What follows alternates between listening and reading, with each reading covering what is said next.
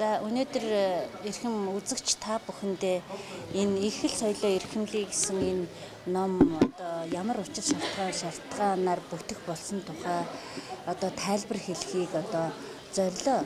Учир нь одоо энэ ном хэвлэгдэн гарснаас хойш маш олон орноос зөвхөн одоо Шведийн манд улсад суугаа манай уншигч одоо сурагчдаас гадна одоо дэлхийн өнцөг болон бүрт одоо оршин суугаа манай монгол хүмүүсээс, монгол сургууль байгуулсан багш нараас, монгол эцэг эхчүүдээс ер нь монгол болон бас ер нь Европын оронд байж байгаа ялангуяа Шведийн одоо Стокгольм хотоос гадна байж байгаа орнуудын бас сургууль боловсролын системийн одоо ажилчид, багш нар маш их сонирхож одоо энийг ингэж гадаадын болон дотоодын уншигч нар бас ингэж сонирхож байгаа учраас энэ би одоо тайлбар хэлхийг хүсэж одоо өнөөдөр MJL төвийн захирал Наранхуу тэр хамтарч одоо энэ нэвтрүүлгийг хийхээр одоо шийдлээ. Тэгээд энэ ном гарсан одоо гол шалтгааныг гаргах болсон гол шалтгааныг бол тайлбарлахад дэлхийн өнцөг болон бүрт одоо монгол хүмүүс одоо оршин сууж тэрний хэрээр Монголын үр сад одоо маш их олноор одоо тэндээ төрж өсөж тэр байтугай боловсрол мэргэжлийг эзэмших одоо ийм үе шатанда тулаад ирчлээ. Нийгмийн болон хүний амьдралын хөгжлийн үе шатаас шалтгаалan одоо энэ номыг гаргахаас өөр аргагүй. Шведд би ирээд одоо 13 дахь жилдээ амьдарч байна. Тэгээд одоо Швед оронд бас их хэлээр энэ одоо багшаар ажилладаг. Швед орны одоо онцлог нь болохоор зэрэг бусад орнуудаас маш давуу талтай олзуурах хууштай юм сургалтын систем, боловсролын системд маш их давуу анхаарч үздэг. Давуу юмнууд олон байгаа л да. Гэхдээ тэр бүхний дотроос одоо давуу гэж одоо тооцогдож үзэж байгаа юмны нэг болохоор зэрэг боловсролын системд одоо маш их одоо анхаарч ханддаг учраас их хэлний багш нарыг зөвхөн одоо монгол хэлний багш биш гадаадын бүх орны одоо англи, итали, франц, араб, турк, монгол гэх мэтийн бүх төрлийн одоо багш нарыг одоо сургалтын системд бүр албан ёсоор оруулж тэр хичээлүүдийг бас мэргэжлийн багш нарыг албан ёсоор бас багшлуулж тодорхой улсаас одоо цалинжуулдгаараа энэ одоо улсын одоо их давуу талууд оршиж байгаа маа. Тийм учраас одоо энд одоо хичээл заагаад явж явах явцдаа миний болон одоо надтай хамтран ажилласан энэ манай Инхтэ гэж багш байгаа. Энэ бидний одоо судалгааны үндсэн дээр хүүхдүүд маань одоо маш их одоо тийм унших юмар уншиж байж хүүхдүүд их хэлээ илүү мэдэрч тэр унших явцдаа хүүхдүүдийн тархины үйл ажиллагаа бол бас их хэлээрээ сэтгэж баяжуулж ингэж хөгжих ёстой юм байна гэдг нь одоо харагдаж амьдралаас ус зайлшгүй гарч ирсэн үдсэн дээр энэ номыг хийх учир шалтгаан нь бий болсон маа. За энэ номны агуулгын талаар одоо хэлж өгөөч. Энэ номтой чинь танилцмаар байна гэсэн олон саналууд одоо олон газраас ирлээ. Жишээлхэд одоо Австралиас яг өнөөдөр би Бачаргал гэдэг хүнээс одоо бас хүсэлт сонслоо. Бас номын сандаа тавья. Номыг чинь бас ингээд туршлага судлаа гэж Австралиас ирж байна, Англиас ирж байна, Америкаас ирж байна, Германаас ирж байна, Бельгиас ирж байна. Америкийн нэгдсэн улс болон бусад ер нь янз бүрийн оронд амьдран сууж байгаа олон багш нараас олон одоо монгол хэлээ гэсэн сэтгэл нэгт монголчуудаас мөн цаашлал Монголд байгаа монгол хүмүүсээс ч гэсэн энэ одоо номны талаар анхаарал тавьж ингэж асууж байгаа тайлбар өгье гэрлээ. За нэгдүгээр энэ номны гол агуулга нь болохоор зэрэг их хэлээрээ тухайн оронд амьдарч байгаа одоо нийгмийн ёс заншил түүх соёлыг танихаас гадна Монголынхоо нийгмийн ёс заншил түүх соёлыг ихээр ажиллаж ихийг уншиж танилцуулахыг хичээсэн юм аа. Энэ ном маань хоёр бүлэгтэй. Нэгдүгээр тэргуун бүлэг. Энэ тэргуун бүлэг нь болохоор зэрэг тэргуун бүлэг дээр юу гаргаж юуг тусгаж өгсөн бэ гэхээр энэ тэргуун бүлэг дээр бол ерөөсөө Швед хоёр Монгол орны төрийн дуулаас ахуулаад Швед одоо Монголынхоо төрийн дуулыг үгтэй наятаа хідэн онд хэн зохиос ингээд энэ дотор ч одоо хүнд үгнүүд мэдхгүй үгнүүд байгаа шүү дээ. Одоо энэ үгэндийн одоо жишээлхэд л одоо ирэлхийг зоригтойч гэх юм уу гигэн үйлсэнд гэж одоо хүүхдүүд шинэ одоо харийн орон төрж өссөн хүүхдүүд чинь одоо уран зохиолын болон монгол хэлнийхээ одоо жаахан арай хүнд үгнүүдийг мэдэхгүй учраас ингэж тайлбартаа төрийн дуулаа оруулж өгöd дараагаар нь бид нар монгол хүмүүс усын нуул ёсын дагах ёстой гэж үздэг. Швед орны бас төрийн дуул чи ямар учиртай юм бэ? Энийг шведээр нь тавиад монголоор нь орчуулаа. За тэгээд эн чинь шведийн төрийн дуул гэдэг чинь бас улс үндэсний хүсэл эрмэлзэлтэй байгаа. Тэгэхээр энийг орчуулж хүүхдэдээ хүргэж өгснөөр манай Монголын төрийн дуулч юм байна. Шведүүд маань ингэж хүсч мөрөөддөг юм. Монголчууд маань ингэж хүсч мөрөөддөг юм байна гэсэн одоо хүүхдийн одоо оюун ухааныг танин мэдхүйтэй зөв холбож хөгжүүлээд түүний зэрэгцээгээр монгол хэлийг хамтд нь ингээд уншуулад бичүүлээд хуулуулад яриулаад явах нь одоо зүйтэй юм болов уу гэж бодож ингэж одоо энэ номыг хийсэн л дээ. Тэгэл одоо Монгол орны газар зүйн байдал, Швед орны газар зүйн байдал, онцлог шинж талууд гих мэтчлэн ингээд төрийнхөө юуг туг сүлд гэж юм бэ. Монгол орн чи ер нь хизээ хаанаас үүссэн бэ гэх мэтчлэн Чингис хаан маань гэж одоо ер нь бас ямар үүсэл гаралтай хүмүүс юм бэ гэдгийг монгол хэлээрээ шведэд байгаа хүүхдүүдэд ойлгуулъя гэж бодсон. Учир нь швед хүүхдүүд маань болохоор зэрэг шведэд төрсэн хүүхдүүд маань зарим нь бүр монгол хэлээ мэддэггүй. Монголоор ч ярьж чаддаггүй ийм тохиолдлууд айгүй их байна. Тэгэхээр Монгол үндэстэн Монголын маань төр засаг төрийн засаглал гэж юу юм Монгол улс маань гэж ер нь ямар орн байдгийг гэдгийг багч болов мэдрүүлэхийг хичээсэн юм аймаг засаглал. Тэгээд тэр байтугай одоо бас мэдээч хэрэг одоо бас Монгол төрийн төлөөлөл одоо бас шведийн маань туршид байсан манай инх мандах дарга цаашлуул одоо манай алтай сайд мэдгээ оруулаад тэгээд мөн одоо шведч нь одоо бас засаглалын хувьд бол хэдий парламентын засаглалтаа ерөнхий сайдын одоо удирдлагатай боловч хааны төрөө бас одоо хаан төрт одоо улс учраас хаан төрийн төгсөв энэ гаргах их баг хэмжээг ярьцаа. Нобелийн орн гэдэг чинь дэлхийд одоо гайхагч Нобелийн шагналын их орн. За тэгвэл энэ энтхийн одоо Нобелийн одоо хүмүүс Нобелийн шагнал авсан зохиолч нар маань хин юм бэ? Манай яг Шведээс болохоор зэрэг одоо хичнээн хүмүүс авсан байна.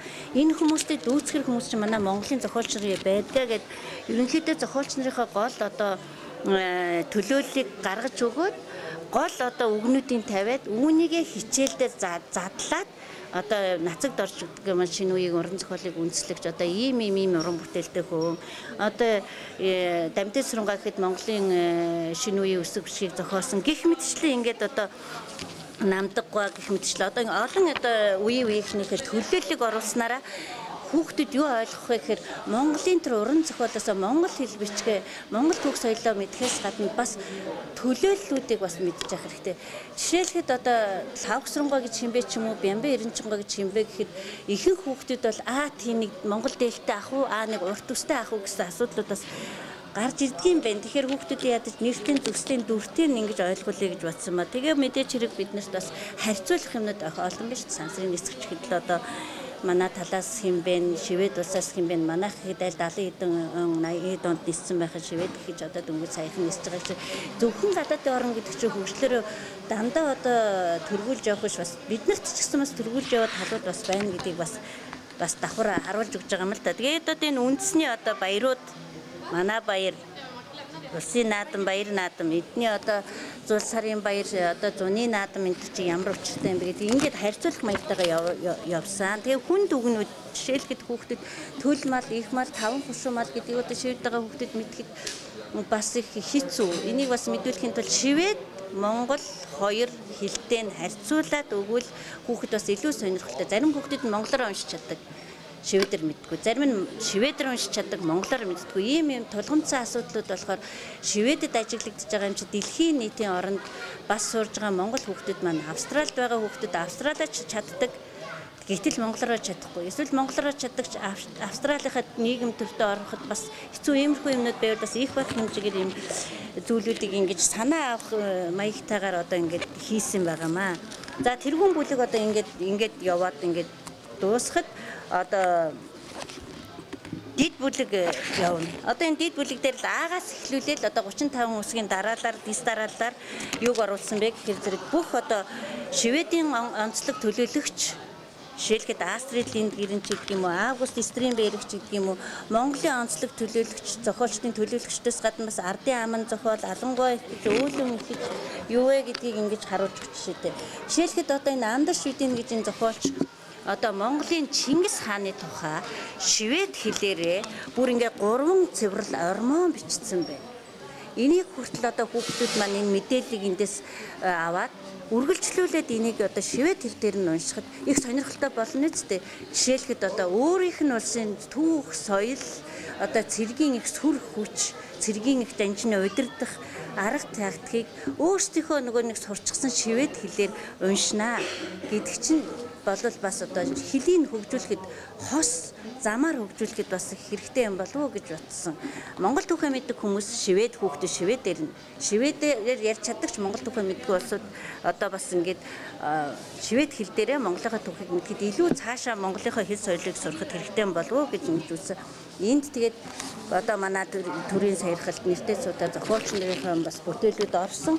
Энэгээр дамжуулаад бас л нөгөө монгол хэлээ хөгжүүлэх. Энэ гэр гэдгийг ч одоо бас зарим нь сонсч л байсан болохоос ямар одоо зориултаа яадаг учиртай юм гэдгийг бас тайлбарлаж өгч чийдэ. Одоо тэгээд бас усын хувьд ёсын дагах хэрэгтэй гэсэн олон үг хэлжсэн. Ер нь одоо эцэг ихээс заяасан тэр үгийг бид нар бас энийг мэдчих хэрэгтэй. Тийм учраас одоо шивэд орн бол хууль зүгээ маш их одоо сахидаг тийм орн. Жишээлхэд одоо гимназид одоо хүүхдүүд одоо ямар ирэх үүрэгтэйгээр ордгийн гимназийн сургалт нь юу гэдгийг гүргүүн дискул ингээд дунд сургууль нь юу гэдгийг гимназиас цааш одоо их сургууль яаж ордгийн гэсэн одоо бас жаахан танин мэдхүүн ач холбогдолтой хүүхдүүдтэй одоо жаахан бас нэг юмыг сурч мэдээ цаашаа явах замд нь төхөн болсон тиймэрхүү юмнуудыг оруулсан. Ардын аман зохиол гэх жишээтэй. За тэгээд энэ дээр бол бас хүүхдүүд маань их хэлээрээ уншиж бичээд одоо ингээд бүр ингээд сайжирсны дараа өөрсдөө тэрийг одоо өөрийнхөө их хэлээр одоо өөрийнхөө сэтгэлийг илэрхийлэхэд бол найруулан бичих гэж үе, зохион бичих гэж үе. Энэ бүгдийг бас баг оруулаад харьцуулсан иймэрхүү зүйлүүдийг оруулсан. Август Стринберг дэлхийд алдартай Август Стринбергийн нэг талцаас гэдэг энэ өгүүлэл бол дэлхийд алдартай өгүүлэл байгаа. Энэ бол Монгол орны хэмжээнд бол орчуулагдаагүй байгаа хараахан.